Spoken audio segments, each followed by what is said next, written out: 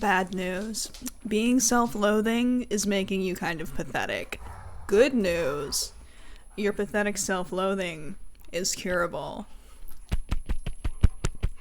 Yay. My journey with pathetic self-loathing began, I think, around the same time I hit puberty, which is probably the case for many people. It's when I began to develop a more keen sense of myself and other people around me and how I compared to them. 12 years old really is like the single worst time to be alive. For the first time in my life, I was worried that I wasn't as pretty as other girls, or my hair didn't look as good, or I wasn't as funny or likable, or I didn't have as many friends. And I hated feeling this way. So when I was 12 years old, I implemented this one practice in my life that taught me how to change my patterns of thinking for the better. Anytime I was standing in front of my mirror and I caught myself starting to think negatively about the way I looked or about my personality, I would make myself name 3 things that I liked about myself. So if I was getting ready in the morning and I started thinking to myself that I didn't like the way my face looked, I would make myself name 3 things about my appearance that I did like. Didn't matter how small it was, literally anything I could come up with would count. Maybe I liked the color of my eyes when I looked at them really closely. Maybe I thought my hair looked okay that day. Every time I realized I was tearing myself down, I made myself bring myself back up. And it worked.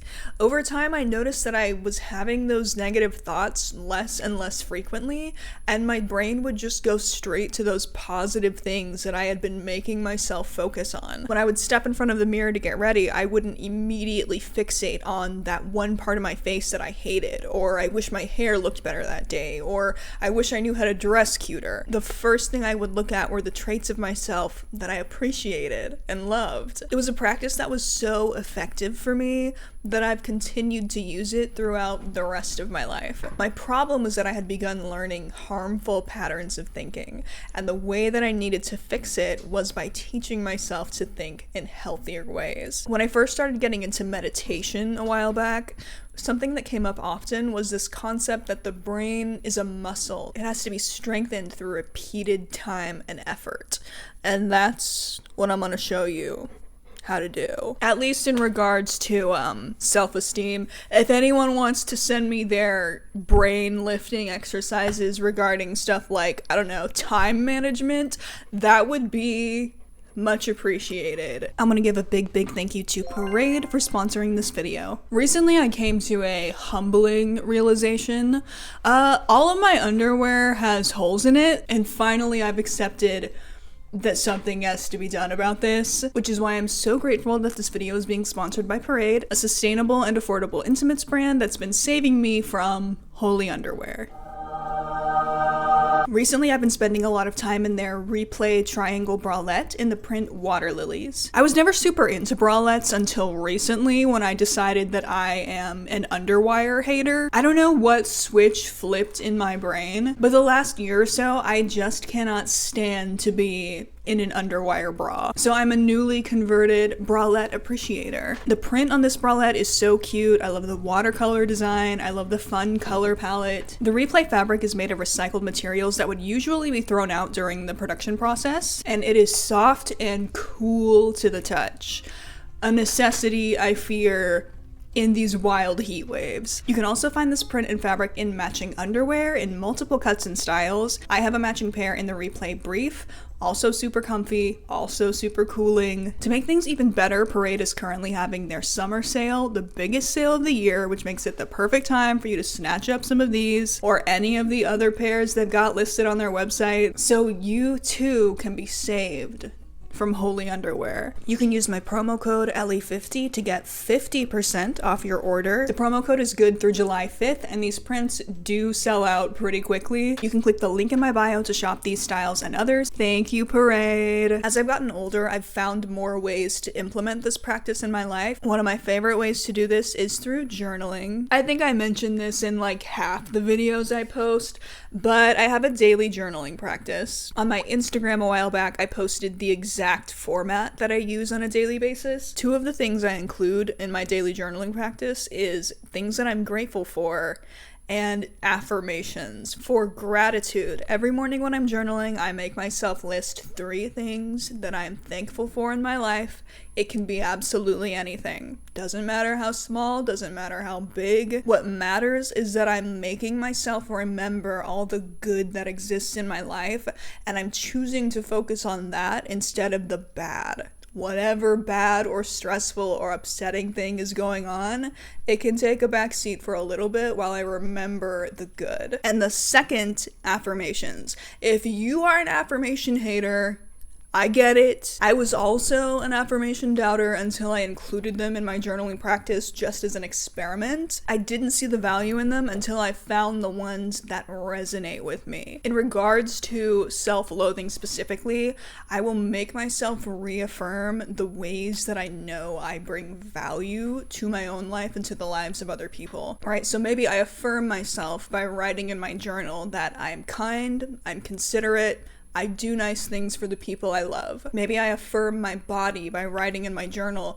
I see everything my body does for me and I appreciate all of it. And the affirmations that I write on paper, I'm thinking throughout the day. So I'm working out in the morning and I'm thinking to myself, I appreciate everything my body does for me. I appreciate how hard it works for me. I appreciate my health. I'm at work in the middle of an 8-hour shift and I'm thinking to myself, I appreciate my body. I appreciate that it allows me to do all of this. And it teaches me again and again to frame my thoughts in a way that uplifts me and not in a way that drags me down. One of the most helpful ways I learned to reframe my thoughts was to use my mistakes as growing opportunities instead of an excuse to beat myself up. Shame is a worthless emotion. It doesn't do anything to benefit you. It doesn't correct whatever mistake you made. Apologize and fix things where you need to, for sure, but then stop letting yourself fixate on how awful you feel about it. When you catch yourself slipping into that thinking pattern, stop and make yourself think instead about what you can learn from that and what you can do to keep it from happening again in the future. Your guilt won't fix anything. Your embarrassment won't fix anything. Your actions and your ability to learn and grow as a person will. I still have moments where I'll remember something I did years ago and just immediately want to curl up in a ball and melt into the floor. I have to make the conscious decision to grab that thought by the neck and get rid of it and tell myself, we're not doing this anymore. We've already been over it. We've already done what we can to fix it. We're not gonna let it happen again. This memory, this thought is useless to us now. Be gone with it. Let yourself celebrate your wins when you've done well at something, especially if it's something you tend to have a lot of anxiety about. Give yourself a little pat on the back for it. You can hype yourself up. It's okay. I'm terrified of conflict. I used to be really insecure about the way I would handle tense situations. If I felt like I didn't do it absolutely perfectly, I would fixate on whatever mistakes I made during that interaction and just feel so guilty and embarrassed about it. Recently at work, I had an uncomfortable encounter with someone, and immediately afterwards, I caught myself starting to feel that embarrassment and that guilt. What if I was too rude? What if I could have said that better? What if I made them feel hurt? And I had to catch that thought and stop it where it was and say, nope, someone made me uncomfortable. They put me on the spot.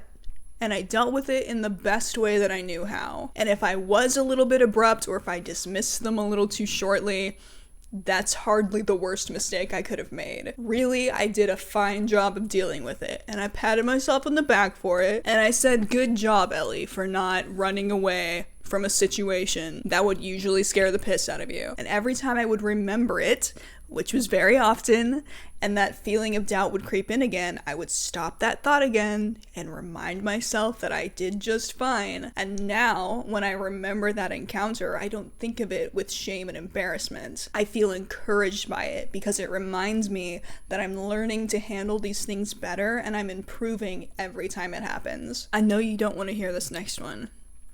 I know you don't want to hear it. I know everyone says it. I know you're gonna roll your eyes at it. And I'm really sorry. I am. But it's true. It's true, and it will help you more than just about anything else. Eat your vegetables. Drink lots of water.